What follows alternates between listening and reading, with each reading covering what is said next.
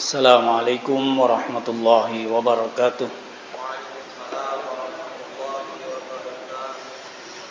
Innal hamdalillah nahmaduhu wa nasta'inuhu wa nastaghfiruh wa na'udzu billahi min shururi anfusina wa min sayyiati a'malina. May yahdihillahu fala mudilla lahu wa may yudlil fala hadiya lahu. وأشهد أن لا إله إلا الله وحده لا شريك له وأشهد أن محمدا عبده ورسوله اللهم صل على محمد وعلى آله وأصحابه ومن تبعهم بإحسان إلى يوم الدين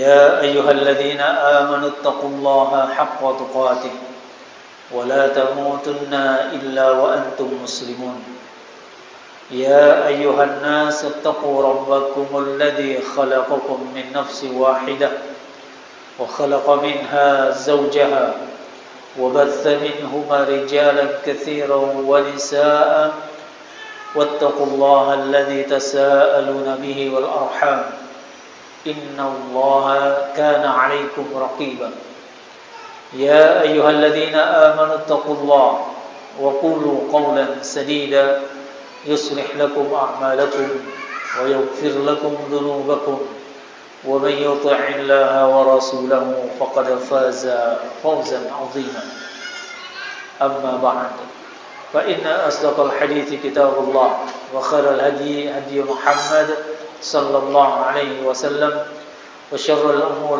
محدثاتها فإن كل محدثة بدعة وكل بدعة ضلالة وكل ضلالة في النار. Ikhwafillah rahimakumullah. Alhamdulillah atas segala puji dan karunia, atas segala nikmat dan kurnia dari Allah Subhanahu wa taala. Kita bersyukur kepada Allah, kita diberikan kesempatan untuk bisa tetap melakukan usaha demi usaha dalam rangka mewujudkan tugas utama hidup kita, yaitu ibadah kepada Allah. Di kesempatan malam hari ini, semoga duduk kita di majelis ini menjadikan nilai kesolehan di sisi Allah Azza wa Jalla. Yang hanya bisa kita lakukan hanyalah berusaha. Adapun apakah itu betul-betul bernilai kesolehan di sisi Allah, maka kita tidak pernah bisa memastikan.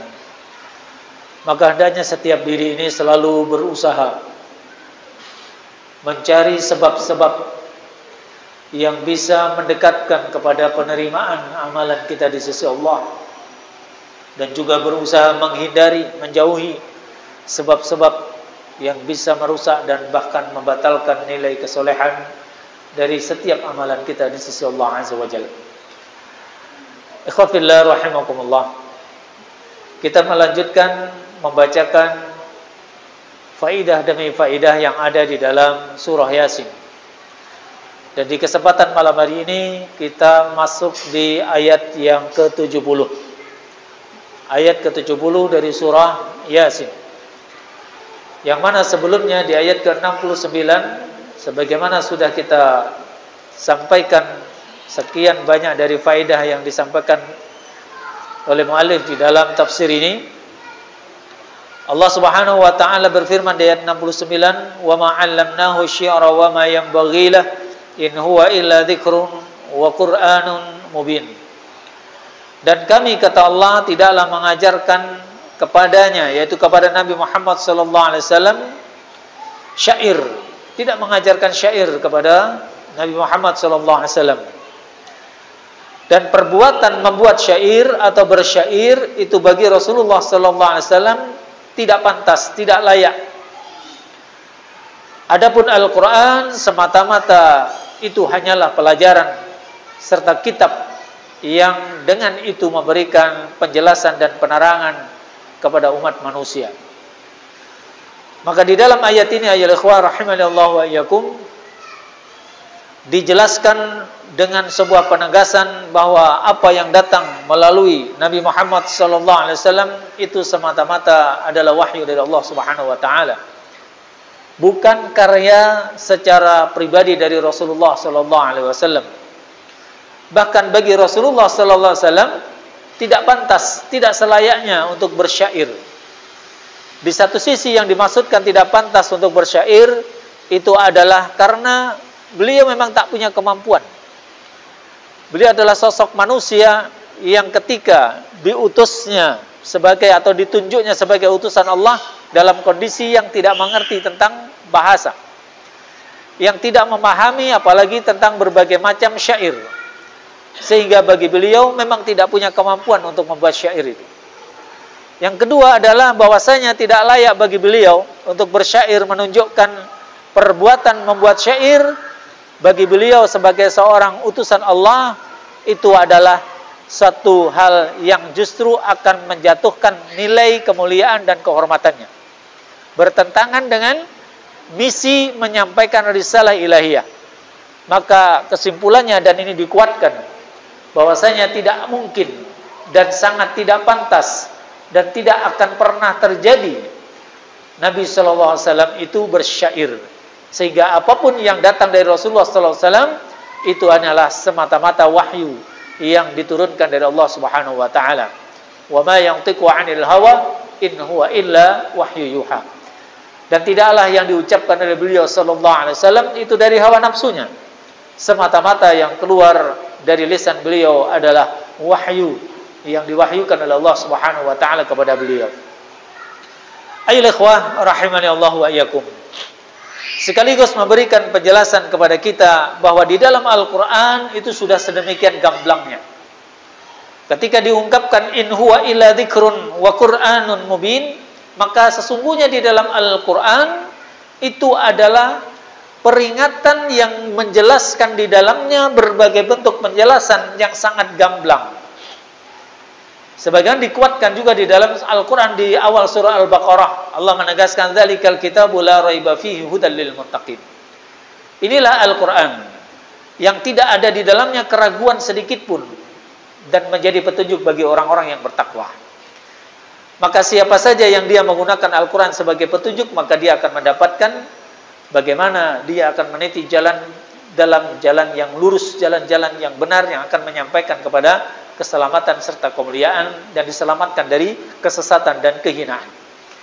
Adapun barang siapa yang tidak mengambil pelajaran dari Al-Quran, tidak mempelajari dan tidak berusaha mengamalkan ajaran dalam Al-Quran, maka dia akan dalam kondisi di atas kesesatan yang itu akan mengantarkan dia ke dalam kebinasaan bahkan kehinaan. Wal'iyadzubillah. Kemudian ayyuhal ikhwah, dilanjutkan di ayat yang ke-70, Allah Subhanahu wa taala mengatakan liyunzira man kana hayyan wa yahiqqal qaul 'alal kafirin. Semuanya itu adalah dengan sebuah tujuan agar Al-Qur'an memberikan peringatan kepada orang-orang yang hatinya hidup. Kalimat di sini hayyan artinya hidup. Maka nanti akan ada penjelasan, ada dua sisi pembahasan ataupun ada dua pendapat apa yang dimaksud hidup di sini, ya. Kemudian wa yahiqqal qawlu 'alal kafirin, dan sebagai suatu yang bisa menegaskan dan memastikan apa? Bahwa orang-orang kafir setelah dijelaskan dan diturunkannya Al-Qur'an, setelah ditegakkannya hujjah, yang ketika tidak juga keluar ataupun berpindah dari kekafirannya menuju keimanan, maka akan sangat jelas bagi dia dan bisa dipastikan mereka akan diancam dengan azab Allah yang pedih. Kemudian sebelum kita menjelaskan beberapa faedah yang ada dalam ayat ini, dijelaskan oleh muallif di dalam tafsir ini ada dua qiraah, ada dua bacaan ketika mengucapkan ataupun membaca di bagian awal dari ayat ini, yaitu liyunzira. Ada yang menggunakan ya, ada yang menggunakan ta. Ketika digunakan liyunzira, menggunakan ya, maka ini kembalinya kepada Al-Qur'an. Apa maksudnya? Bahwa Al-Qur'an diturunkan oleh Allah Subhanahu wa taala yang di dalamnya berupa peringatan. Yang mana peringatan ini akan bisa diambil manfaatnya oleh mereka yang hidup. Ya, nanti akan ada penjelasan. Bacaan ataupun qiraah yang kedua yang dimungkinkan, ya, itu adalah menggunakan ta, litungdhira. Sebagaimana di surah Yasin di ayat ke-11, di ayat sebelumnya menggunakan kalimat innama tungdhira manittaba'a dzikra wa khasyiyar rahmana bil ghaib, menggunakan kalimat litungdhira, menggunakan ta. Maka ketika menggunakan ta, maka kembalinya bukan kepada Al-Qur'an, namun kepada Nabi Muhammad sallallahu alaihi wasallam yang Allah Subhanahu wa taala mengutus beliau dengan Al-Qur'an. Yang beliau sallallahu alaihi wasallam diberikan amanah untuk menyampaikan risalah ilahiyah yang ada di dalam Al-Qur'an. Maka keduanya saling menguatkan, ya, keduanya saling menguatkan. Ketika dikatakan bahwasanya liyungdhira, kembalinya kepada Al-Qur'an, maka sesungguhnya di dalam Al-Qur'an itu berisi peringatan. Ketika dikembalikan menggunakan litungdhira, yaitu kembalinya penisbahannya, penyandarannya kepada Rasulullah sallallahu alaihi wasallam, maka sesungguhnya Rasulullah sallallahu alaihi wasallam diutus oleh Allah Subhanahu wa taala untuk memberikan peringatan berdasarkan Al-Qur'an. Sekaligus ini menjadi penegasan ayyuhal ikhwah dengan qiraah yang kedua, litungdhira, yaitu dinisbahkan kepada Nabi Muhammad sallallahu alaihi wasallam, memberikan penguatan bahwa apa yang dibawa oleh Rasulullah, dipahami, diamalkan, diajarkan atau didakwahkan, maka itu adalah bentuk realisasi dari Al-Qur'an. Sebagaimana ketika dikatakan oleh Aisyah radhiyallahu anha ketika ditanya oleh para sahabat tentang bagaimana akhlak Rasulullah sallallahu alaihi wasallam, maka beliau Aisyah radhiyallahu anha menjawab, kana khuluquhu Al-Qur'an. Bahwasanya akhlak beliau sallallahu alaihi wasallam itu adalah Al-Qur'an. Apa yang kita lihat sebagai potret personal secara pribadi, ya, Nabi Muhammad sallallahu alaihi wasallam, itulah bentuk implementasi Al-Qur'an dalam kehidupan nyata. Ya. Ini sekaligus juga memberikan penegasan kepada kita bahwa tidak akan mungkin seseorang itu memahami Al-Qur'an, mengamalkan Al-Qur'an, mengajarkan Al-Qur'an tanpa dia mempelajari, melihat, memahami apa yang ada dalam diri Rasulullah sallallahu alaihi wasallam, baik secara sifatnya, perilakunya, akhlaknya, maupun seluruh dari aktivitas amaliyah beliau sehari-hari. Karena sesungguhnya Nabi Muhammad sallallahu alaihi wasallam ketika memahami, ketika beramal, ketika berdakwah, semuanya itu berdasarkan Al-Qur'an, dan itulah potret Al-Qur'an dalam sosok seorang manusia dari hamba Allah, ya.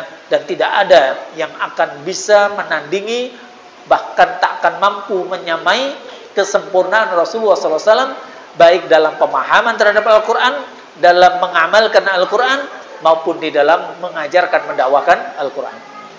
Ini juga merupakan sebuah penegasan kepada kita semua. Ayolah ikhwah, rahimani Allahu wa iyyakum.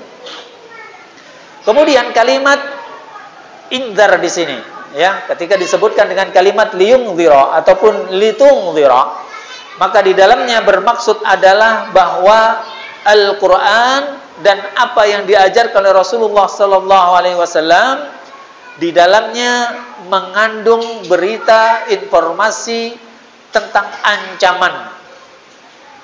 Ya. Ancaman sesuatu yang akan mengakibatkan hal yang tidak disukai oleh manusia. Ancaman yang akan bisa menyebabkan seseorang dalam kondisi yang tidak baik-baik saja. Ya.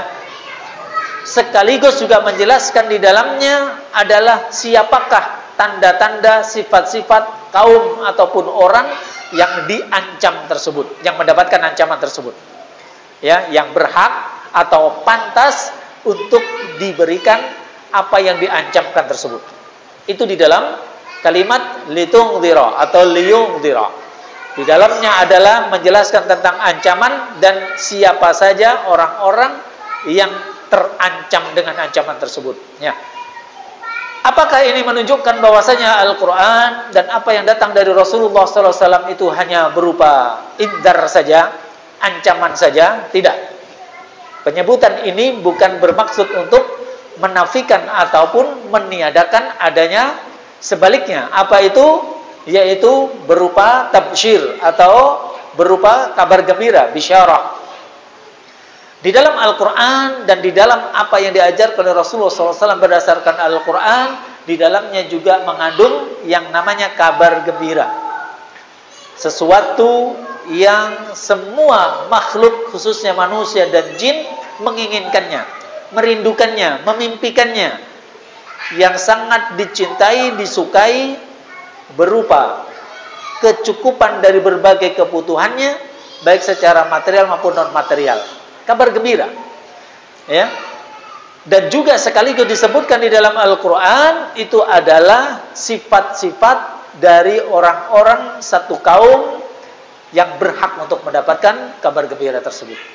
Jadi lengkap di dalam Al-Quran itu kedua-duanya, baik berupa peringatan maupun kabar gembira. Ini dari kalimat liyungzira atau litungzira. Namun yang masyhur dalam bacaan yang biasa kita baca adalah menggunakan ya liyungzira. Dinisbahkan kepada Al-Quran, bahwasanya Al-Quran itu mengandung peringatan, ya, sekaligus menjelaskan sifat-sifat orang yang diancam, ya, dengan peringatan tersebut. Kemudian ayolah rahimanallah wa yakum. Kalimat berikutnya adalah man kana hayyan. Peringatan yang ada dalam Al-Quran, peringatan yang disampaikan oleh Rasulullah SAW berdasarkan Al-Quran, itu untuk siapa? Adalah man kana hayyan, bagi mereka yang hidup. Ya, kalau kita lihat di dalam banyak penerjemahan, bahwa ketika disebutkan man kana hayyan, maka ini dinisbahkan kepada hidupnya hati. Ya, hidupnya hati. Apa maksudnya ya ikhwah? Bahwasanya seseorang itu boleh jadi secara fisik dia hidup, namun belum tentu hatinya juga hidup. Secara fisik dia sehat, namun belum tentu hatinya juga sehat. Secara fisik dia lembut, namun belum tentu hatinya juga lembut. Maka hati itu bisa jadi dia kasar, keras, bisa jadi dia sakit, bahkan bisa jadi dia mati. Ini adalah penafsiran yang paling umum, ya, ketika memahami makna kana man kana hayyan, yaitu orang-orang yang hidup hatinya. Dijelaskan apa yang dimaksud dengan hati yang hidup, yaitu seseorang yang di dalam dirinya ada sikap mau memikirkan apa yang disampaikan oleh Al-Quran, dalam kondisi dia di atas keimanan. Apa yang datang dari Allah melalui Al-Quran, apa yang datang dari Rasulullah SAW berdasarkan Al-Quran, dia memiliki dorongan kemauan, dan itu betul-betul diamalkan, yaitu mentafakurinya, berusaha untuk memahaminya atas dasar keimanan. Apa itu keimanan? Membenarkan dan tidak mendustakan, mengikuti dan tidak mengingkari. Ini adalah sikap seseorang ketika dikatakan dia, ya, memikirkan apa yang datang dari Allah Subhanahu wa taala dalam Al-Qur'an. Ada juga yang memahami bahwasanya sebagaimana secara kasat mata atau letterlek secara tekstual yang ada dalam ayat ini. Man kana hayyan itu maksudnya ya orang hidup. Bahwa peringatan yang ada dalam Al-Quran, peringatan yang datang dari Rasulullah SAW berdasarkan Al-Quran, itu diperuntukkan orang yang hidup. Kalau orang yang sudah mati, maka nggak ada manfaatnya. Orang yang sudah meninggal dunia, yang sudah terlepas ruh dari jasadnya, maka peringatan itu sudah nggak ada manfaatnya lagi. Ya, jangankan sudah mati, ketika seseorang nafasnya, ruhnya sudah sampai di tenggorokan atau kerongkongan, itu pun sudah batas akhir di mana semua peringatan sudah tidak akan ada manfaatnya lagi. Bahkan keimanan seseorang ketika nafasnya sudah sampai di tenggorokan atau di kerongkongan, itu sudah tidak memberikan manfaat. Sebagaimana keimanan Fir'aun, yang dalam kondisi yang sudah sedemikian rupa, tak ada lagi jalan keluar dari musibah azab yang Allah timpakan, yaitu ditenggelamkan di Laut Merah. Saat seperti itu baru dia mengatakan amantu bi rabbi Musa wa Harun, aku beriman kepada Rabbnya Musa dan Harun alaihi wassalam. Maka itu sudah tidak ada manfaatnya lagi, apalagi ketika sudah meninggal dunia, memang sudah berupa jasad tanpa ruh. Maka benarlah ketika dikatakan peringatan itu hanyalah diberikan kepada yang hidup. Adapun yang sudah mati, sudah jadi mayit, sudah jadi jenazah, maka tidak ada manfaatnya lagi bagi dia. Kemudian aja ikhwah rahimanallah wa iyyakum. Termasuk yang juga kita mencoba mengambil faedah, dan ini adalah makna yang akan kita bawa ke dalam pembahasan yang agak lebih luas, yaitu bahwa ketika dikatakan man kana hayyan, itu maksudnya adalah untuk mereka yang hatinya hidup.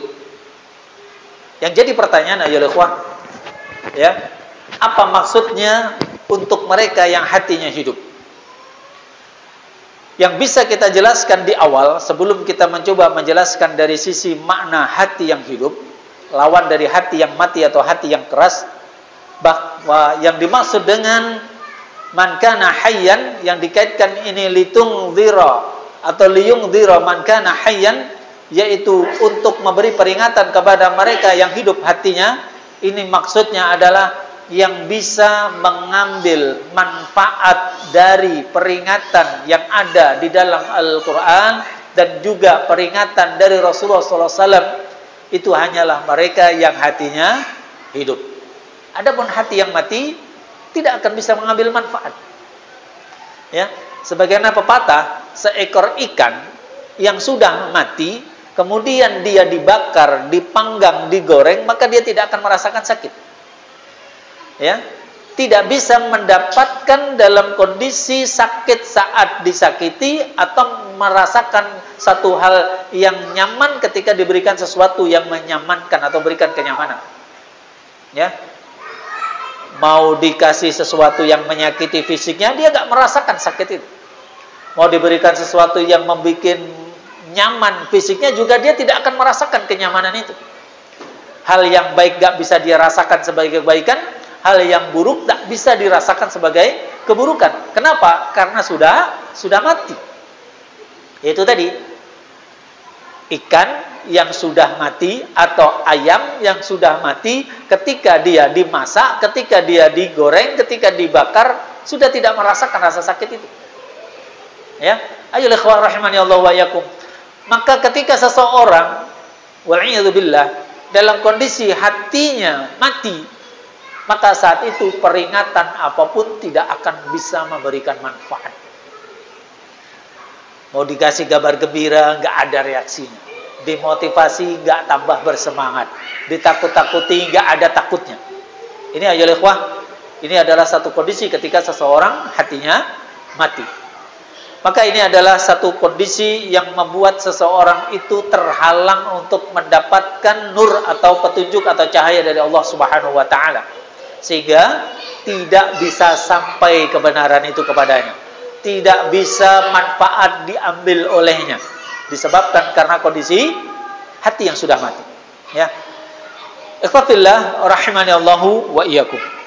Kemudian nanti insyaallah di bagian akhir kita akan menambahkan pembahasan tentang apa sih ciri-ciri hati yang keras, hati yang sakit atau hati yang mati, dengan tujuan agar kita bisa menghindarinya, dengan tujuan agar kita bisa menelisik dalam diri kita, adakah tanda-tanda hati yang sakit, hati yang rusak, hati yang mati tersebut ada dalam diri kita, agar kita bisa segera memperbaikinya. InsyaAllah itu akan disampaikan di bagian akhir nanti. Nah, sebelum itu kita melanjutkan ayat ini. Setelah Allah mengatakan liyungzira man kana hayyan, bahwa Al-Quran adalah digunakan atau diturunkan dalam rangka memberikan peringatan kepada mereka yang hatinya hidup, yang apabila hatinya mati, maka peringatan itu sama sekali tidak akan memberikan faedah. Kemudian Allah mengatakan wa yahiqqal qawlu 'alal kafirin, dan supaya dipastikan ketetapan akan azab Allah terhadap orang-orang yang kafir. Maka apa yang bisa kita ambil faedah di sini ayolah ikhwah? Ini adalah penetapan. Penetapan apa? Penetapan azab kepada siapa? Kepada orang-orang kafir. Kenapa orang kafir ini ditetapkan azab? Iya, orang kafir adalah seseorang yang ketika datang kepadanya kebenaran, ketika hujjah itu sudah ditegakkan di hadapannya, gamblang, terang benderang, namun dia tetap menolaknya. Ya. Maka orang yang seperti ini adalah orang yang berhak dan bisa dipastikan untuk diazab oleh Allah Subhanahu wa taala. Atau dengan bahasa lain, ayyuhal ikhwah, ketika peringatan sudah disampaikan melalui Al-Qur'an, peringatan disampaikan melalui apa yang diajarkan, disampaikan oleh Rasulullah SAW berdasarkan Al-Quran di kalimat sebelumnya, maka setelah itu semua tersampaikan, peringatan sudah disampaikan, sudah dijelaskan sedemikian rupa dan sebegitu gamblangnya, kok ternyata masih ada manusia, ya, setelah dia tahu kebenaran masih menolaknya, atau dengan bahasa kita, dia masih kufur dari kalangan orang-orang kafir, maka dipastikan saat kondisi dia seperti itu, dia terancam dengan azab Allah yang pedih. Jadi kalimat wa yahiqqal qaul, ya, itu artinya dipastikan, sudah ditetapkan, sudah divonis apa? Azab bagi siapa? Alal kafirin, orang-orang kafir. Kenapa? Karena datang kebenaran kepada dia dengan begitu jelas, peringatan itu sudah disampaikan, tetap saja dia tidak mau mengikuti kebenaran. Ya. Maka ini juga peringatan bagi kita semua, ya ikhwah, ketika telah jelas nyata di hadapan kita, dari manapun, dari siapapun datangnya, selama itu adalah kebenaran yang bersumber dari Al-Quran, yang bersumber dari hadis ataupun sunnah Rasulullah SAW, maka tidak boleh bagi kita sebagai orang beriman kemudian menolaknya atau ada kegamangan atau keraguan di dalamnya. Kenapa? Karena sesungguhnya seseorang ketika dalam dirinya ada penolakan, walaupun dengan kadar yang kecil, yang ringan, yang sedang, apalagi yang sampai berat, maka itu sama saja di dalam dirinya ada bagian-bagian kekufuran. Yang mana setiap kekufuran itu diancam dengan azab Allah Subhanahu wa taala. Ya. Ikhwatillah rahimani Allahu wa iyyakum. Maka bisa juga dikatakan seperti ini. Orang yang mengambil manfaat hanya pada satu sisi, kemudian tidak mengambil sisi yang lain dari apa yang datang dari Al-Quran. Ya. Al-Quran sampai kepada kita, dijelaskan kepada kita. Sebagiannya kita terima, kita imani, kita amalkan. Sebagiannya kemudian tidak kita terima, kita menolaknya, tidak mau mengamalkannya. Maka apa dikatakan? Berarti dalam diri seseorang yang seperti itu ada bagian dari sifat-sifat tanda-tanda kekufuran. Wal'iyadzubillah. Ya. Boleh jadi penolakan itu, sisi kekufuran itu bisa jadi ringan, bisa sedang, bisa berat, bisa kecil, bisa sedang, bisa besar. Dan semuanya itu dia akan terkena konsekuensinya. Apa itu? Wa yahiqqal qawlu 'alal kafirin. Terancam dengan azab Allah disebabkan karena adanya dalam diri seseorang sifat-sifat kekufuran. Maka sebagaimana yang kita pahami, setiap perbuatan yang bertentangan dengan Al-Quran, bertentangan dengan As-Sunnah, ya, maka akan diancam dengan azab dan kemurkaan Allah. Ya, baik itu dosa besar maupun dosa kecil, ya terutama dosa besar. Karena apa? Karena sesungguhnya dari setiap sifat ataupun sikap penolakan terhadap kebenaran itu adalah bagian dari kekufuran dan akan terancam dengan azab Allah. Walaupun tentu terbuka bagi siapapun pintu taubat dari Allah Subhanahu wa taala. Ya. Kata kuncinya adalah bagaimana nanti di akhir hayatnya. Apakah dia termasuk orang-orang yang walhamdulillah setelah melakukan sekian banyak dosa maksiat yang itu merupakan bagian dari sebuah sikap kekufuran, artinya penolakan, pengingkaran terhadap kebenaran yang datang dari Allah dan Rasulnya, apakah besar ataukah kecil, maka saat dia di akhir hayatnya menutupnya dengan taubat dan mau secara ikhlas kembali kepada kebenaran, maka dia berhak untuk mendapatkan ampunan dari Allah Subhanahu wa taala. Bahkan tidak hanya sekedar diampuni, Ya, tidak hanya sekedar dicabutnya ancaman azab kepada dia, namun juga akan digantikan keburukannya dengan kebaikan. Sebagaimana dalam surah Al-Furqan dikatakan, ya, illal ladzina amanu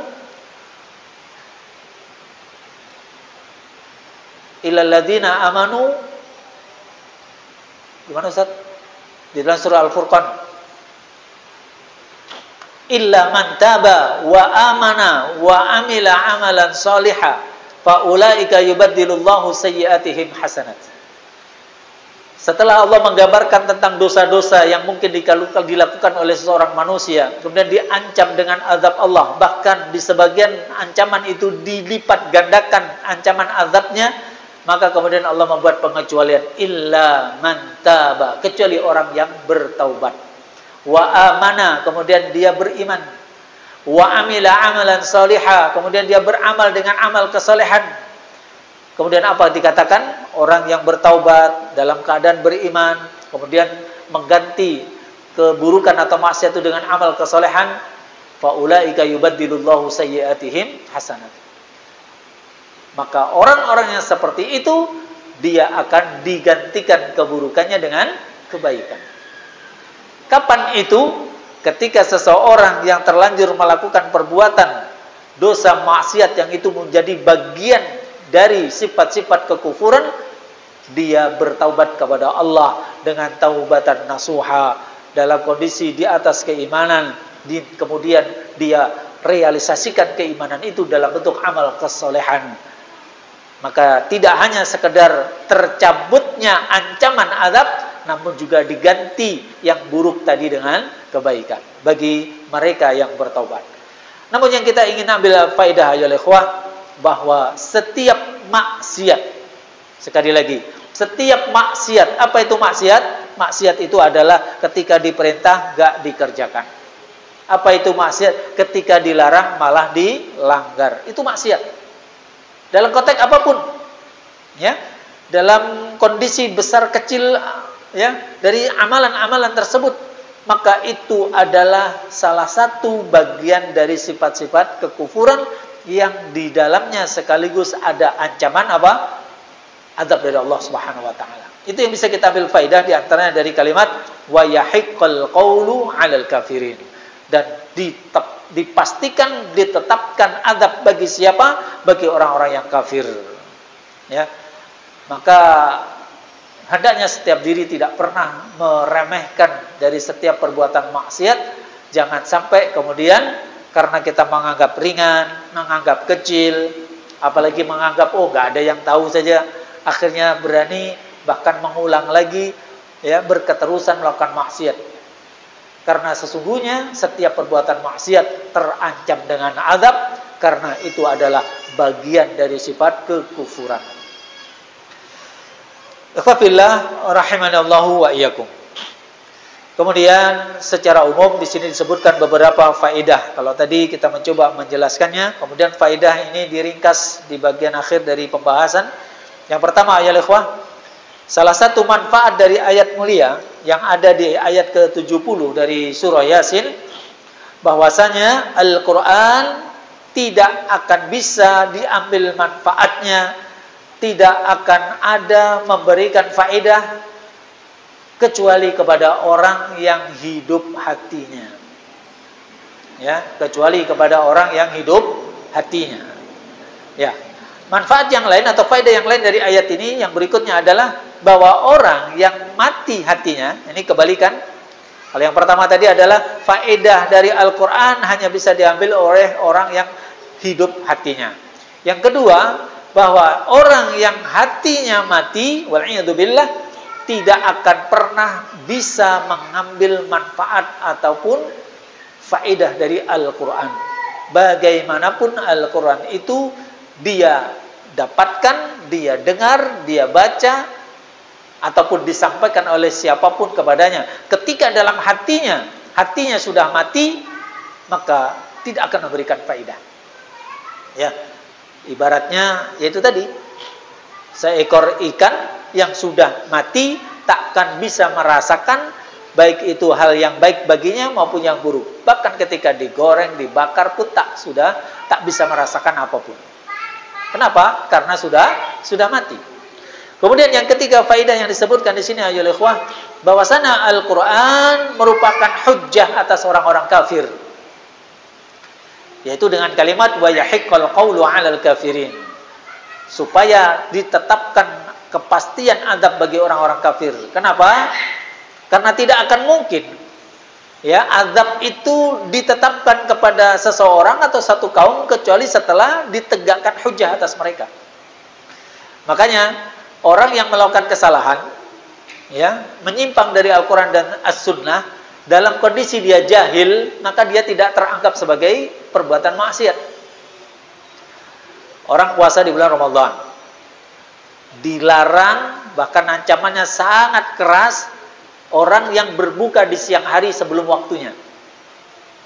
Namun, ketika seseorang berbuka di siang hari karena dia lupa, identik dengan jahil, lupa, maka bagi dia tidak ada hukuman. Bahkan disebutkan itu rezeki yang Allah berikan kepada dia. Artinya apa? Tidak membatalkan puasanya dan juga tidak dicap sebagai perbuatan dosa. Kenapa? Lupa. Atau contoh yang lain, seseorang yang ketika dia tidak paham apa itu riba, sehingga dia akhirnya bekerja baik secara pribadi atau ikut dengan sebuah lembaga ribawi. Sebagaimana di zaman-zaman dulu, sekitar 10 atau 15 tahun yang lalu, tidak sebagaimana sekarang. Ya, dakwah sunnah yang menggaungkan tentang betapa besarnya dosa riba itu sedemikian marak di zaman sekarang, di masa sekarang. Zaman dulu banyak sekali orang yang tidak tahu bahwa itu adalah riba. Yang mereka tahu namanya riba itu hanya mereka yang mempraktekkan di kampung-kampung, di desa-desa. Ya, ada mengistilahkan apa itu bank pelecit. Ya, tahu bank pelecit? Ada yang tahu? Bank itu ya bank yang di situ ada terkumpul atau orang memiliki banyak duit. Pelecit itu sebetulnya bahasa Jawa, artinya mengejar, ya, menguntit, mengejar, berusaha untuk menangkap. Itu namanya pelecit ya, atau kurang lebih seperti itu. Apa maksudnya? Orang yang dia mengambil pinjaman dari orang-orang seperti ini, maka hari-hari dari setiap waktu yang disepakati dia akan selalu didatangi untuk diminta angsurannya. Yang itu ada nilai tambah dan itulah riba. Itu kebanyakan yang dipahami. Sementara yang mereka bekerja di lembaga-lembaga resmi, baik swasta maupun pemerintah, yang itu pada hakikatnya juga sama praktek ribawi, di zaman itu banyak orang yang tidak memahaminya. Termasuk praktek-praktek jual beli yang di dalamnya ada praktek riba, praktek kredit. Dan tidak sedikit kalau kita lihat di antara ikhwan kita yang sekarang walhamdulillah termasuk istiqomah di atas sunnah, hadir di banyak majelis-majelis ilmu. Bahkan sebagian dari mereka justru menjadi seorang dai yang menyampaikan dakwah sunnah ini.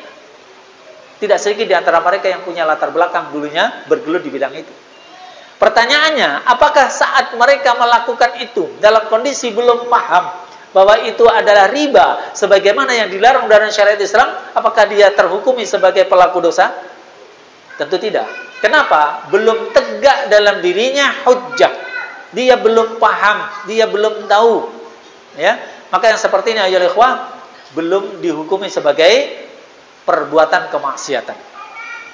Maka ifafillah rahimani Allah wa yakum, ketetapan azab kepada orang-orang yang menyimpang dari kebenaran, yang di dalamnya ada sifat-sifat kekufuran, hanyalah ketika sudah tegak hujjah pada dia. Setelah dia paham, oh ini loh yang benar, ini yang salah, ini yang boleh, ini yang dilarang, ini yang halal, ini yang haram. Setelah tegak dalam dirinya tanpa keraguan, kemudian dia masih tidak mau melaksanakan yang diwajibkan atau justru melanggar apa yang diharamkan, maka saat itu dia akan jatuh di atas kemaksiatan, yang itu bagian dari sifat-sifat kekufuran, sehingga dia berhak mendapatkan ancaman berupa azab dari Allah Subhanahu wa taala. Ya. Kemudian yang keempat dari faedah yang disebutkan di sini adalah bahwa orang kafir tidak akan bisa mendapatkan manfaat dari Al-Quran baik di dunia maupun di akhirat. Apa maksudnya? Orang kafir di hadapan Al-Quran dia nggak bisa ngambil faidah ketika di dunia. Sebagaimana orang kafir saat nanti di akhirat di yaumil hisab, ya, juga tidak akan bisa mendapatkan faidah apapun dari Al-Quran. Bahkan Al-Quran nanti di hadapan Allah terhadap orang-orang kafir menjadi, kalau istilah sekarang, jaksa penuntut umum. Ya, justru akan menjadikan posisi Al-Quran nanti di yaumil hisab bagi orang kafir adalah memberatkan bagi orang kafir tersebut. Ya, bukan sebaliknya menjadi penolong, tapi justru menjadi penuntut yang akan memberatkan dan akan semakin menguatkan hak dia untuk diadab oleh Allah Subhanahu wa taala. Tidak ada manfaat. Jadi sekali lagi, orang kafir wal'iyadzubillah sama sekali dia tidak akan bisa mendapatkan berbagai petunjuk yang luar biasa, kesempurnaan dan kebaikannya di dalamnya dalam Al-Quran dan Sunnah Rasulullah SAW. Bukan disebabkan karena Al-Quran dan Sunnah itu yang tidak mengandung petunjuk membawa kepada kemuliaan dan kebaikan, namun disebabkan karena sikap kufurnya, karena dia menutup diri sehingga apapun peringatan yang disampaikan kepadanya tidak mempan, tidak memberikan pengaruh. Jadi salah siapa? Salah dia sendiri. Ikhwatillah rahimakumullah. Kemudian ayat ikhwah, kemudian yang kelima disebutkan di sini manfaat dari ayat yang ke-70 dari surah Yasin adalah penetapan sebab. Apa maksudnya penetapan sebab? Atau boleh juga dikatakan penetapan adanya hikmah. Hikmah dari apa? Hikmah dari diturunkannya Al-Quran. Berdasarkan kalimat liyungzira, untuk memberi peringatan. Ini salah satu hikmah dari Al-Quran, ya. Sehingga kalau kita lihat, kesimpulan yang diambil dari faidah yang kelima ini adalah ada manfaat, ada hikmah, ada faedah yang bisa diambil dari apa? Dari peringatan yang ada dalam Al-Quran dan juga dari apa yang disampaikan oleh Rasulullah SAW berdasarkan Al-Quran. Ini hanya penguatan saja di bagian yang kelima ini. Baik.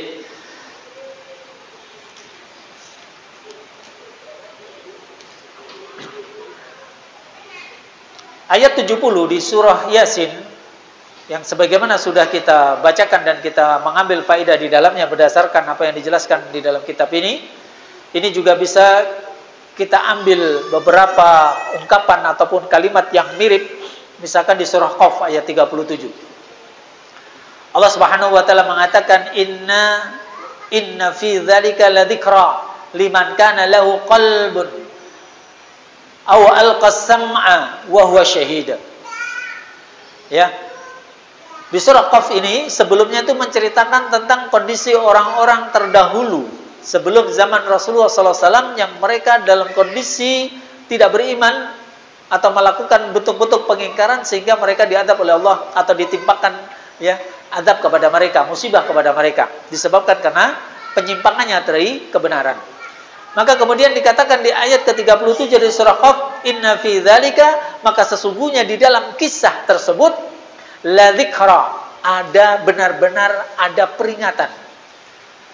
Ada sesuatu yang seharusnya diambil sebagai ibrah, pelajaran. Namun yang bisa mengambil pelajaran dari kisah-kisah tersebut hanyalah liman kana lahu qalbun, bagi mereka yang punya hati. Apa maksudnya bagi mereka yang punya hati? Yang hatinya hidup. Karena hati itu ketika mati keberadaannya sama saja dengan ketiadaannya, kan begitu. Ya, wujuduhu ka'adamihi. Hati itu secara fisik, ya, mungkin ada dan memang ada hampir di setiap manusia. Bahkan yang sudah jadi mayit pun hati itu masih ada secara fisik. Namun ketika hati itu tidak hidup, tidak hidup karena memang sudah hilang ruhnya, atau tidak hidup karena tidak bisa menerima kebenaran, ada kekufuran di dalamnya, maka dia tidak akan bisa mendapatkan kesempatan untuk mengambil faedah dari peringatan-peringatan yang ada. Maka ini sama secara susunan kalimatnya dan juga pemahamannya, ya, ketika kita sandingkan dengan ayat 70 dari surah Yasin, yaitu surah Qaf ayat 37. Sudah masuk? Ya. Ikhwatillah rahimani Allah wa iyyakum. Bahkan dikuatkan dengan kalimat au al-qasam wa huwa syahid, dan bagi mereka yang betul-betul memfungsikan pendengarannya, mau menyimak, mau mendengar, mau menerima kebenaran, ya. Karena banyak orang punya telinga tapi enggak mau mendengar. Wa'iyadzubillah. Baik. Insyaallah kita lanjutkan, yaitu memberikan tambahan penjelasan tentang apa sih tanda-tanda hati yang keras atau tanda-tanda hati yang sakit. Semoga itu akan memberikan kepada kita kewaspadaan agar bisa menghindar dari hati yang sakit, yang keras, apalagi dari hati yang mati. Wallahu a'lam bishawab. Wassallallahu ala Muhammadin walhamdulillahirabbil alamin. Bismillah. Alhamdulillahi hamdan katsiran tayyiban mubarakan fih kama yuhibbu rabbuna wa yarda. Asyhadu an la ilaha illallah wahdahu la syarika lah wa asyhadu anna Muhammadan 'abduhu wa rasuluh. Allahumma salli ala Muhammad wa ala alihi wa ashabihi wa man tabi'ahum bi ihsanin ila yaumiddin. Amma ba'd. Ikhwatillah rahimakumullah.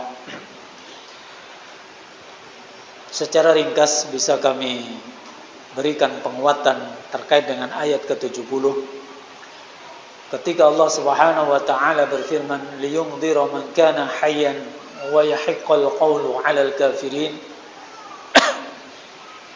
supaya Al-Qur'an memberi peringatan kepada orang-orang yang hidup hatinya, dan supaya pastilah ketetapan azab terhadap orang kafir. Maka yang pertama yang harus kita betul-betul hadirkan dalam hati kita, bahwa Al-Quran dan juga Nabi Muhammad SAW yang diutus oleh Allah Subhanahu wa taala berdasarkan Al-Quran, di dalamnya memberikan peringatan agar siapapun terhindar dari ancaman kebinasaan dari azab Allah Azza wa Jalla, agar mendapatkan keselamatan, kemuliaan dan kebahagiaan. Akan tetapi yang bisa mengambil manfaat, yang bisa terselamatkan dari ancaman azab, dan yang bisa mendapatkan kemuliaan dan kebahagiaan hanyalah mereka yang dalam kondisi hatinya hidup, dalam kondisi hatinya tidak mati. Sehingga hendaknya setiap diri ini selalu berusaha untuk memperbaiki kondisi hatinya. Kemudian di dalam ayat ini juga memberikan penegasan bahwa siapapun yang ketika telah datang kepadanya kebenaran, akan tetapi dia mengingkarinya, dia tidak menerimanya, maka sungguh ada dalam dirinya sifat-sifat kekufuran. Dan dengan sebab itu, maka dia berhak dengan ancaman azab Allah Azza wa Jalla. Maka hendaknya setiap diri berusaha untuk menelisik adakah kebenaran yang telah sampai kepada kita, kemudian tidak kita ikuti, baik itu berupa perintah maupun berupa larangan, baik ajakan kepada kebaikan maupun larangan dari keburukan. Berikutnya di kesempatan kali ini, di waktu tambahan yang bisa kita mencoba ambil faedah, kita ingin menyampaikan secara ringkas apa itu tanda-tanda hati yang keras, apa itu tanda-tanda hati yang dikhawatirkan akan mati, sehingga hati yang mati tidak akan bisa mengambil faedah sedikit pun, mengambil manfaat sedikit pun dari apa yang datang dari Allah dan juga Rasulullah sallallahu alaihi wasallam. Wal'iyadzubillah. Ibnu Qayyim Al-Jauziyah rahimahullah, beliau mengatakan di dalam Al-Fawaid bahwasanya tidaklah seorang hamba itu mendapatkan hukuman yang lebih berat dibandingkan hukuman berupa hati yang keras dan jauh dari Allah Azza wa Jalla. Sebagaimana juga dalam perkataan yang lain dikatakan kebanyakan manusia mengira bahwa hukuman hanya ada pada perkara yang zahir saja, seperti pada badan, pada harta, atau pada keluarga atau anak-anak keturunannya. Padahal hukuman berupa penyakit hati serta kerusakannya itu jauh lebih parah dan jauh lebih berat daripada hukuman yang terjadi pada hal-hal yang zahir tersebut. Sebagaimana ini dikutipkan dari Ahkam min Al-Qur'anil Karim. Kemudian juga perkataan dari Al-Utsaimin rahimahullah. Beliau mengatakan tidak diragukan lagi. Tidak diragukan lagi bahwa hukuman berupa hati yang berpenyakit itu lebih besar bahayanya dibandingkan hilangnya anak, keluarga, ataupun harta. Apabila seorang tidak memiliki semangat dalam mengobati hatinya yang sedang berpenyakit, niscaya dia akan dihukum dengan semakin bertambahnya penyakit. Karena Allah Subhanahu wa taala mengatakan, fi qulubihim maradun fazadahumullahu marada. Di dalam hati mereka ada penyakit yang kemudian Allah tambahkan penyakit itu di dalam hati mereka. Maka usaha kita untuk menyadari apa saja tanda-tanda hati yang sakit, hati yang keras, yang mengarah kepada hati yang mati, ini menjadi sebuah kebutuhan kita. Kita khawatir kita termasuk yang disebut oleh Allah Subhanahu wa taala, fi qulubihim maradun fazadahumullahu marada. Fazadahumullahu marada. Di dalam hati mereka ada penyakit, kemudian Allah tambahkan penyakit itu dalam hati mereka, yang akhirnya bisa membuat hati yang lembut menjadi keras, hati yang sehat menjadi sakit, hati yang hidup menjadi mati, wa'iyadzubillah. Dan saat itu terjadi, maka kita tidak akan mendapatkan kebaikan apapun dari setiap peringatan yang datang dari Allah dan Rasulullah sallallahu alaihi wasallam. Wa'iyadzubillah. Kita sebutkan beberapa tanda-tanda hati yang keras, hati yang sakit. Yang pertama, ya ikhwah, adalah bermalas-malasan dalam mengerjakan kebaikan dan ketaatan. Ayo ikhwah rahimani Allah wa iyyakum, digambarkan dalam surah An-Nisa di ayat 142. Ketika Allah Azza wa Jalla menjelaskan tentang di antara sifat dan tanda-tanda orang yang ada dalam hatinya kemunafikan. Dan orang yang ada dalam hatinya kemunafikan, maka itu juga salah satu tanda hati yang sakit, hati yang rusak, yang bisa mengarah kepada kematian pada hatinya, wa'iyadzubillah. Allah menggambarkan, wa idza qamu ila sholati qamu qusala yura'una an-nasa wa la yadhkuruna Allah illa qalila.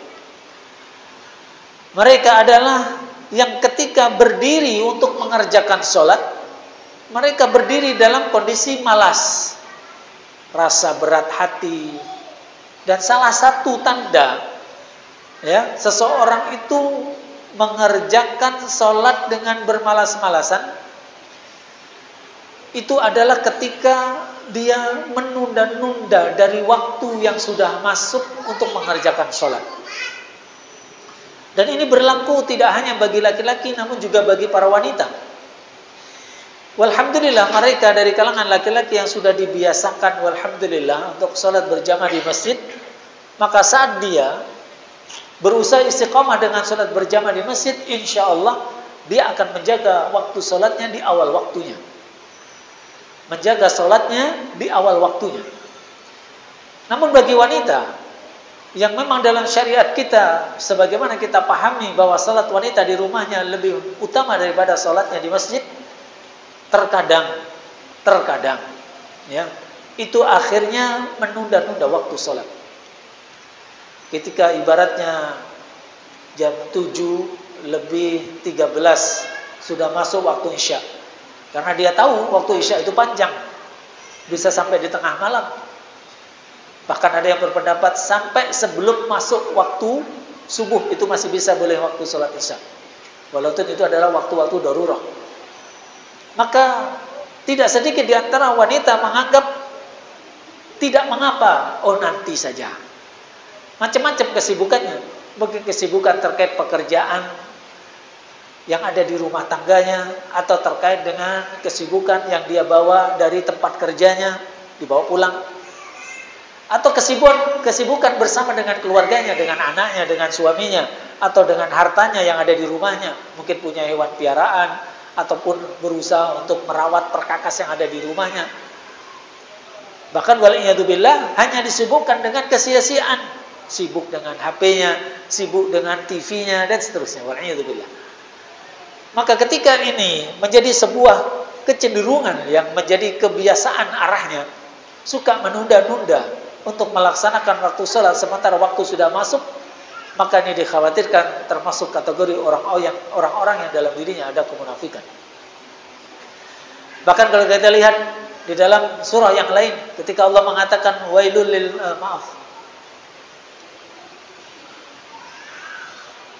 di dalam surah Al-Maun apa? Ara'aital ladzina yukadzibu biddin fadzalikal ladzi yad'ul yatim wa la yahuddu 'ala ta'amil miskin fa wailul lil musallin. Maka celaka bagi orang yang salat, alladzina hum an salatihim sahun, yaitu mereka ketika mengerjakan salat dalam kondisi sahun. Salah satu penjelasan tentang sahun ini adalah itu tadi, suka menunda-nunda mengerjakan salat sementara waktu itu sudah masuk untuk mengerjakan sholat, walaupun sholatnya sah. Bahkan kalau kita mengkaji tentang syarat ibadah, ada syarat keabsahannya, ada syarat kesempurnaannya. Maka syarat keabsahannya adalah ikhlas sunniyah wal mutaba'ah, ikhlas dalam niatannya dan ittiba sesuai dengan tuntunan Rasulullah SAW. Adapun syarat kamaliyah ataupun kesempurnaan amal ibadah itu adalah harus disertai dengan kesungguhan. Di antara bentuk kesungguhan seseorang itu adalah bersegera. Dan banyak kita temukan bagaimana hasungan untuk bersegera melakukan amal kebaikan itu di banyak dalil. Kesimpulannya ya ikhwah, hati-hati dengan sikap bermalas-malasan dalam beribadah. Baik ketika sholat, hadir di majelis ilmu, membaca Al-Quran, ataupun yang lainnya dari perkara-perkara yang di situ adalah ibadah kepada Allah Subhanahu wa taala. Ketika dalam hati kita ada kemalasan, sementara kita tahu persis ini amal kebaikan, keutamaannya begini sesuai dengan dalil, kok masih juga malas, itu tandanya hati kita ada masalah. Maka bersegera untuk memperbaikinya. Yang kedua ayolah ikhwah, tanda hati yang keras, hati yang berpenyakit adalah semakin bertambahnya kemaksiatan dan cenderung meremehkan dosa. Allah Subhanahu wa taala dalam surah As-Saff di ayat kelima, ini adalah satu ayat yang seharusnya kita selalu merasa khawatir dalam hati kita. Allah mengatakan falamma zaghu azaghallahu qulubahum wallahu la yahdil qaumal fasiqin. Dan tatkala mereka telah berpaling dari kebenaran, mereka sudah mulai melenceng, mereka sudah mulai bergeser dari kebenaran, menyimpang, maka Allah hukum mereka azaghallahu qulubahum. Allah memalikkan hati mereka. Dan Allah tidak akan memberikan petunjuk kepada orang-orang yang fasik.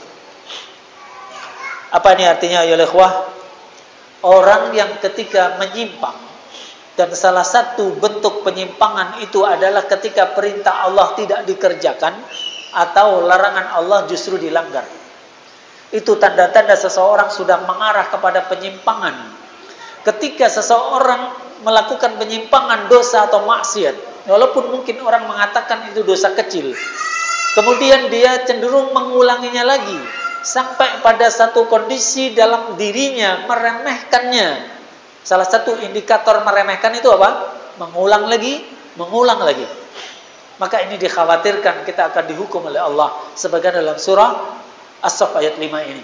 Saat kita sudah mulai menyimpang, sudah mulai keluar dari jalur Shiratal Mustaqim, perintah Allah kita remehkan, larangan Allah justru kita berani untuk melanggarnya, maka hati-hati, jangan-jangan Allah akan semakin menyimpangkan hati kita, akan menjadikan hati kita semakin keras sehingga sulit untuk menerima kebenaran yang datang dari Allah Subhanahu wa taala.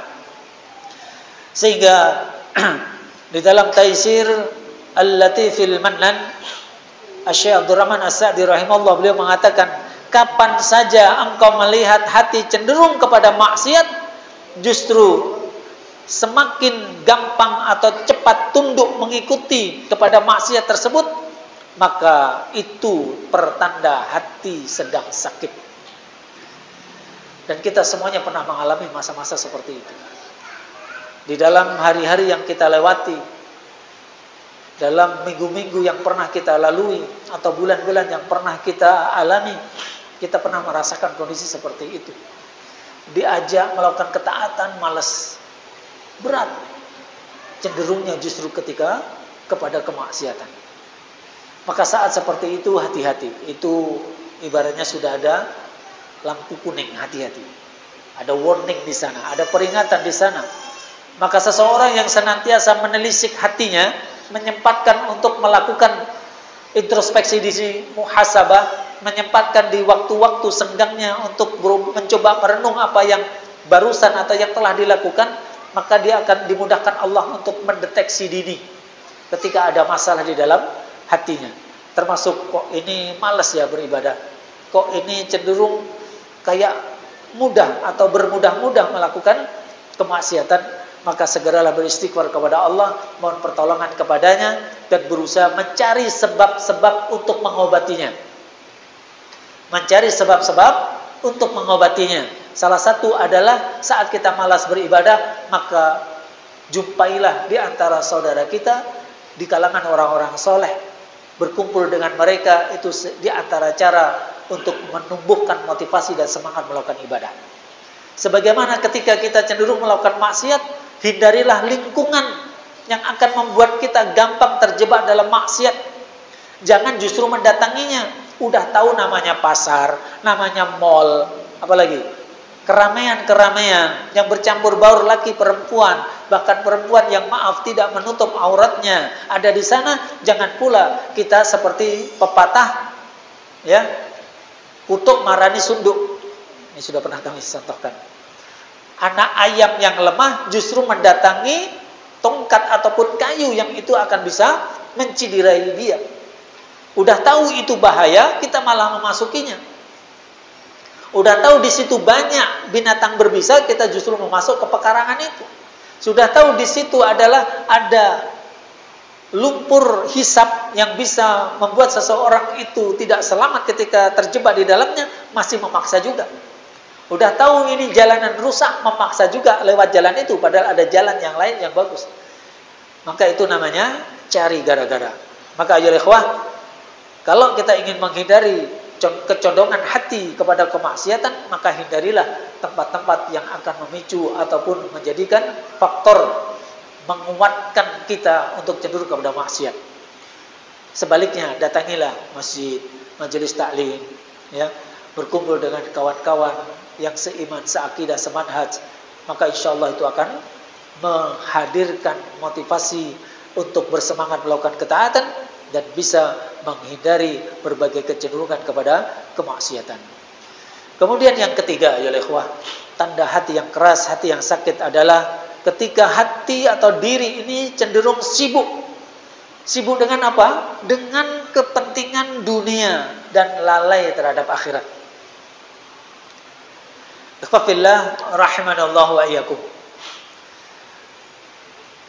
Mau tidak mau, suka tidak suka, dalam kehidupan kita, namanya kita hidup di dunia ya, pasti kita akan berhadapan dengan fitnah dunia.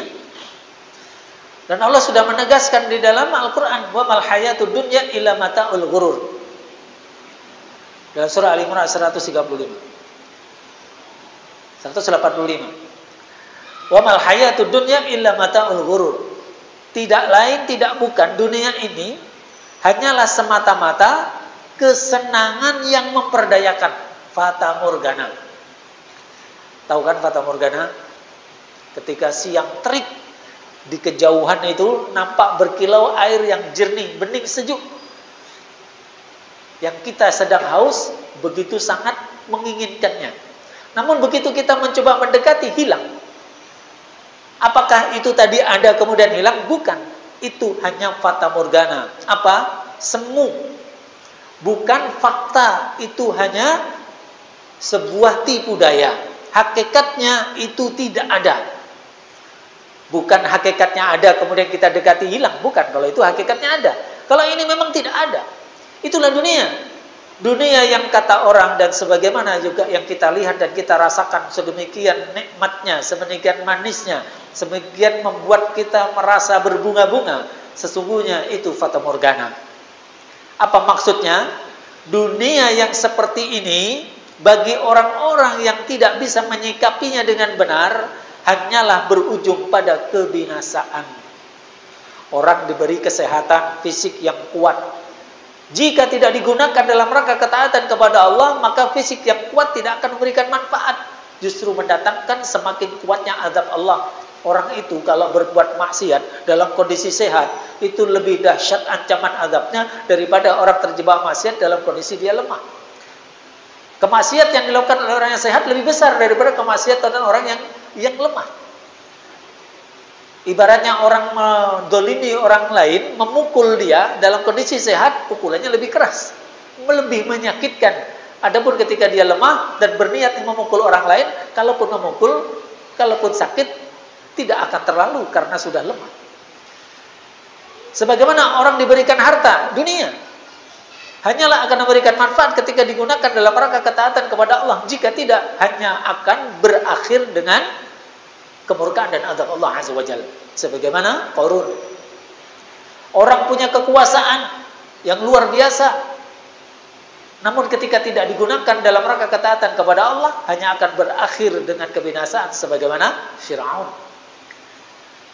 Orang yang cerdas luar biasa tidak akan mendapatkan kebaikan dengan kepandaian, keilmuan dan juga luasnya pengetahuan serta kecerdasannya, kejeniusannya. Jika tidak digunakan dalam rangka ketaatan kepada Allah, dia akan berakhir sebagaimana siapa itu? Ahlinya Fir'aun, Haman. Ahli arsitektur ya. Kalau zaman sekarang itu mungkin sudah topnya gitulah di muka bumi.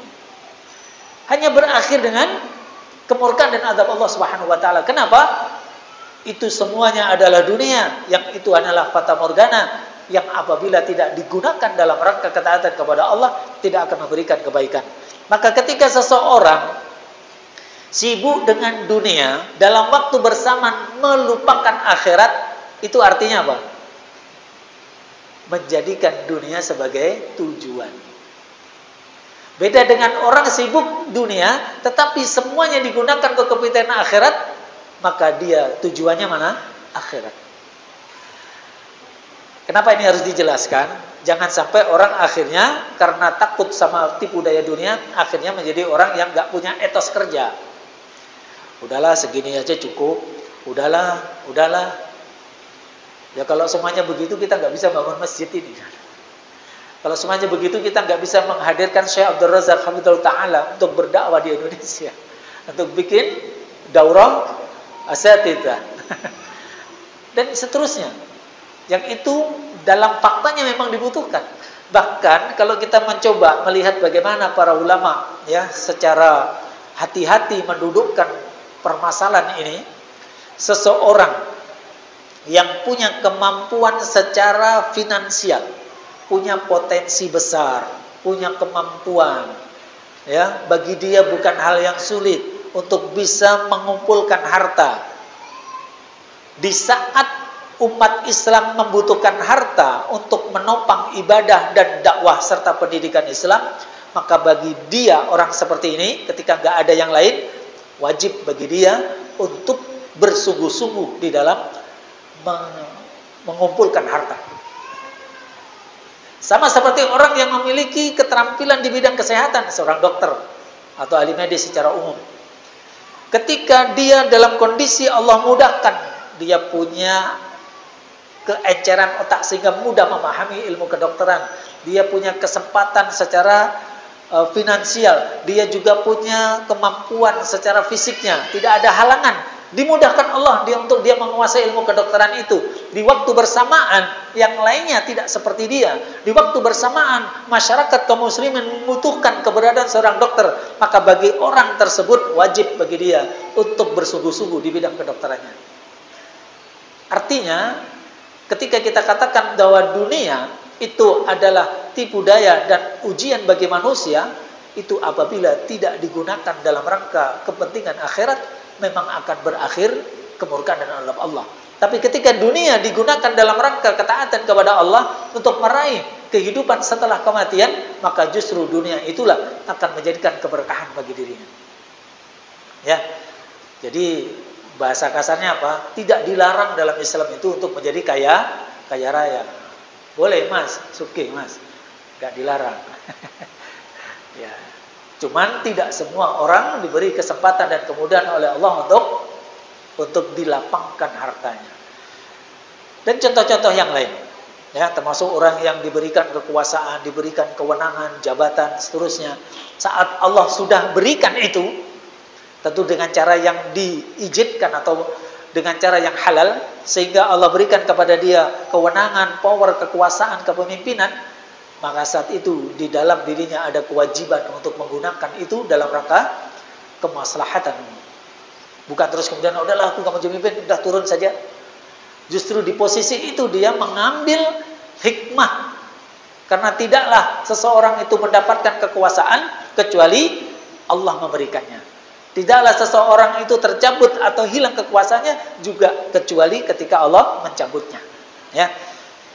Itu yang ketiga, ya ikhwah. Ketika seseorang sibuk dengan dunia, melupakan akhirat.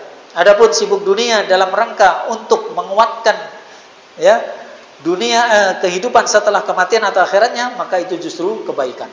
Yang keempat, di antara tanda hati yang keras, hati yang sakit adalah ketika ayat-ayat Al-Quran dibacakan tidak ada pengaruh dalam hatinya.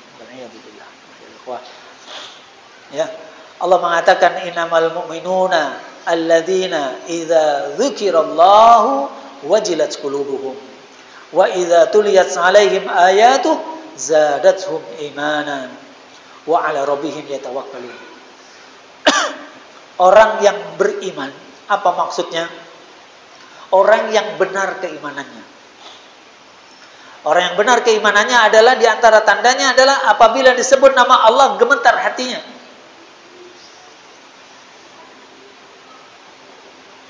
Ini jangan-jangan kita ini dalam kondisi sakit hati kita. Memang iya. Kita nggak pernah bisa mengaku, meyakinkan diri kita sendiri, apalagi meyakinkan orang lain bahwa hati kita betul-betul sehat. Ya. Berapa kali kita mendengar nama Allah disebut, bahkan kita sendiri yang menyebut di dalam sholat atau di luar sholat, hati kita biasa-biasa saja. Dapat kecenderungannya hati kita lalai.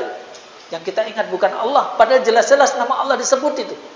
Bahwa lisan kita sendiri yang menyebutnya, namun yang kita ingat justru bukan Allah. Jangankan bergetar hati kita saat mendengar atau membaca nama-nama Allah, justru kita malah mengingat selain Allah, wa'iyadzubillah. Maka kita mohon ampun kepada Allah. Dan memohon kepada Allah agar menetapkan hati kita senantiasa di atas agama, sehingga betul-betul hadir hidup hati kita ini.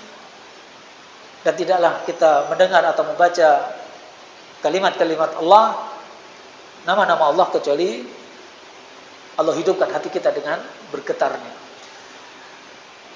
Wa idza tuliyat 'alaihim ayatuhu zadatuhum imanan. Dan ketika dibacakan ayat-ayat Allah, ayat Al-Qur'an, bertambah keimanannya. Apa maksudnya bertambah keimanannya? Semakin bersemangat di atas ketaatan.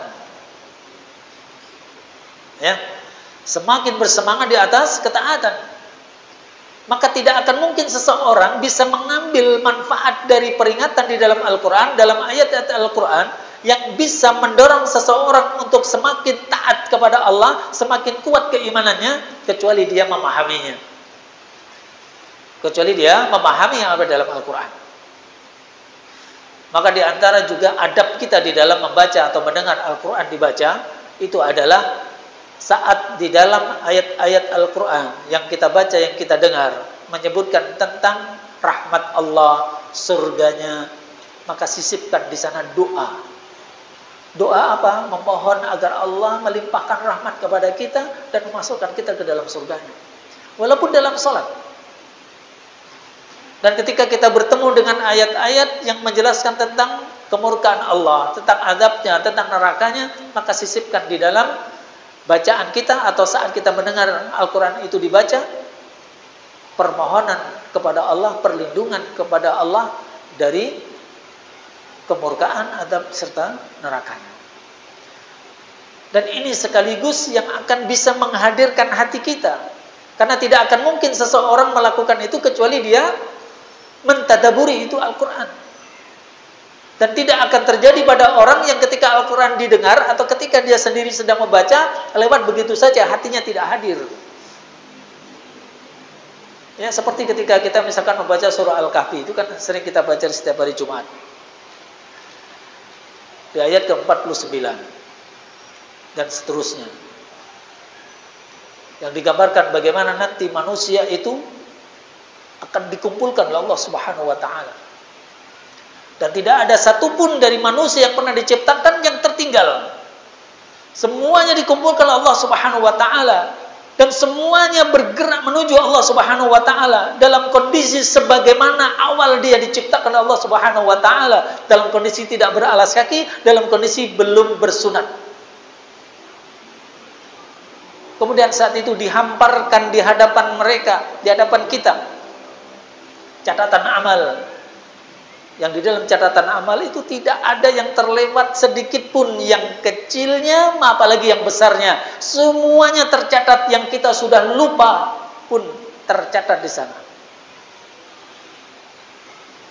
Maka seseorang ketika melewati ayat seperti ini, maka hendaknya menghadirkan hatinya, memahaminya, kemudian mohon perlindungan kepada Allah. Di antaranya dengan sebuah doa yang diajarkan, Allahumma hasibana hisaban yasir. Ya Allah, semoga Engkau menghisab kami dengan hisab yang mudah. Hisab yang dimudahkan, yang kemudian dengan itu kita mendapatkan rahmat Allah, bukan azabnya. Maka ya ikhwah rahimani Allah wa iyyakum, ya. Siapa yang ketika membaca Al-Qur'an atau mendengar Al-Qur'an dibaca, kemudian hatinya tidak bergetar, hatinya tidak menunjukkan tanda-tanda bertambahnya keimanan, dikhawatirkan hati itu ada penyakit, dikhawatirkan hati itu sedang keras. Ya, maka segeralah ya kita beristighfar kepada Allah dan berdoa kepada Allah Subhanahu wa taala, ya muqallibal qulub tsabbit qalbi ala dinik, ya musarrifal qulub sarrif qalbi ala taatik. Dan ini salah satu doa yang sangat sering dibaca oleh Rasulullah sallallahu alaihi wasallam. Kemudian yang terakhir di malam hari ini, yang kelima, tanda hati yang keras adalah ketika hati tidak ada terpengaruh dengan kejadian berbagai ujian, musibah dan cobaan. Dalam surah At-Taubah ayat 126 Allah mengatakan, awala yarawna annahum yuftanuna fi kulli amin marratan aw marratain thumma la yatubun walahum yadzakkarun. Tidaklah mereka orang-orang munafik itu, kata Allah, memperhatikan bahwa mereka pernah diuji sekali atau dua kali di setiap tahunnya, dan mereka tidak juga bertaubat dan tidak pula mengambil pelajaran. Ini penggambaran sifat orang-orang munafik itu adalah tidak pernah mengambil pelajaran dari musibah, ujian, cobaan yang Allah timpakan kepada dirinya. Kita diberi ujian dengan sakit, tetap saja keras hatinya. Allah uji kita dengan sakit, seakan-akan kita disampaikan kepada kita suatu peringatan. Wahai fulan, wahai hambaku, engkau dulu sehat, bisa melakukan ini, itu. Sekarang kamu sakit. Coba hadirkan ingatanmu, kenapa waktu sehatmu kamu enggak melakukan apapun berupa ketaatan. Tidak ada kesungguhan melakukan berbagai bentuk amal ketaatan. Sekarang kamu sakit, merasakan kesulitan. Yang biasanya semangat hadir di majelis ilmu, enggak bisa lagi karena sakit. Yang biasanya begitu bisa mudah tegak berdiri untuk sholat, sekarang enggak mampu lagi kecuali harus dengan duduk. ambil pelajaran, banyaklah istighfar tentang masa lalu dan kuatkan semangat untuk mengisi sisa hidupmu sebelum kematianmu dengan ketaatan kepada Allah. Ini peringatan. Seseorang yang ketika ditimpa musibah, hilang sebagian hartanya, hendaknya dia juga mengambil pelajaran. Pelajaran apa? Sesungguhnya segala sesuatu yang ada dalam diri kita semuanya milik Allah. Boleh jadi Allah ketika berkehendak akan mengambilnya dan terserah Allah bagaimana cara mengambilnya. Boleh jadi mengambilnya dengan harta itu hilang, tidak ketahuan kemana. Boleh jadi itu harta akhirnya dicopet orang. Boleh jadi harta itu karena kena musibah, kebakaran sehingga musnah, ataupun yang lainnya. Artinya ambil pelajaran dari apa yang Allah timpakan berupa ujian atau musibah. Yang ketika datangnya musibah itu, saat kita bisa ngambil pelajaran, akan menguatkan dan menambah keimanan kita kepada Allah. Bahkan seseorang yang ketika diberikan ujian berupa musibah, kemudian keluar kalimat istirja dalam lisannya, di lisannya, inna lillahi wa inna ilaihi raji'un, dengan memahami maknanya, dengan meyakini kandungannya, kemudian disertai dengan doa dan harapan, ya, semoga Allah memberikan ganjaran kepadaku atas musibah ini dan memberikan ganti yang lebih baik, maka tidaklah seseorang beristirja kemudian memohon kepada Allah dengan doa seperti itu kecuali Allah janjikan apa? Akan diberikan ganti yang lebih baik. Dan itu banyak contoh, banyak kisah, bahkan di zaman sekarang tidak sedikit di antara kita yang mengalaminya. Yang saat Allah timpakan musibah, kemudian kita menerimanya dengan ikhlas, kita ridho, beristirja, berdoa kepada Allah. Tidak lama setelah itu Allah berikan ganti yang lebih baik. Mengambil pelajaran. Jangan menjadi orang yang sudah diberikan ujian dari kesehatannya sehingga menjadi sakit, diberikan ujian dari hartanya sebagian hilang, atau diberi ujian berbagai masalah yang dihadapi baik di rumah maupun di tempat kerjanya nggak kunjung selesai. Kemudian kita nggak ngambil pelajaran. Tetap saja kita dalam kondisi malas beribadah, tetap saja kita bermudah-mudah melakukan maksiat, maka dikhawatirkan hati kita memang lagi sakit. Ya. Ibaratnya kalau kita punya murid atau punya anak yang bandel, dia melakukan kesalahan, kemudian kita hukum, ya, entah kena marah, entah kena pukul, atau kena hukuman misalkan stop uang saku 1 pekan ke depan, misalnya gitu. Harapan kita apa dengan hukuman itu? Dia menyadari kesalahannya, menyesali kesalahannya, dan tidak mengulanginya lagi, bahkan akan berubah menjadi lebih baik. Kan itu harapan kita. Itu artinya kita berharap dengan hukuman yang kita berikan kepada anak kita karena melakukan kesalahan, dia bisa mengambil pelajaran. Dia menjadi baik setelah itu. Coba kalau kondisinya justru tidak seperti itu. Sudahlah melakukan kesalahan, sudah kita tegur, sudah kita berikan hukuman, tapi tidak ada bekasnya, tidak ada pengaruhnya. Ibaratnya anak itu kena marah itu takut, dia malah ketawa. Ibaratnya anak ketika dipukul kesakitan, dia malah berjingkak-jingkak. Apa kira-kira kesan kita? Ini anak udah keras, ini anak memang bandel, entah dibuat dari apa ini anak, kan gitu kan? Ya, sudah dinasehati, sudah dimarahi, sudah dihukum, masih juga diulang lagi. Bahkan tidak sedikit, justru entah itu guru ataupun orang tua ketika menegur anaknya melakukan kesalahan malah ditantang kelahi. Terjadi itu? Terjadi. Maka apa yang kita katakan dengan yang seperti itu? Dasar anak keras hatinya. Sama seperti kita. Kita melakukan hal-hal yang menyimpang dari syariat, kemudian Allah timpakan kepada kita peringatan berupa ujian, baik mengenai badan kita, baik mengenai keluarga kita, baik mengenai harta kita dan seterusnya. Tapi kemudian kita nggak ngambil pelajaran. Memang dasar hati yang keras, nggak bisa ngambil pelajaran. Wa'iyadzubillah. Tayyib ifafillah rahimanallah wa yakum.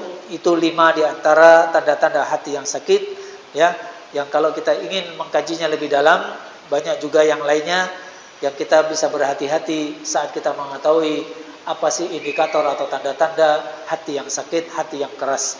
Semoga Allah Subhanahu wa taala selalu memberikan hidayah, taufik serta inayahnya kepada kita.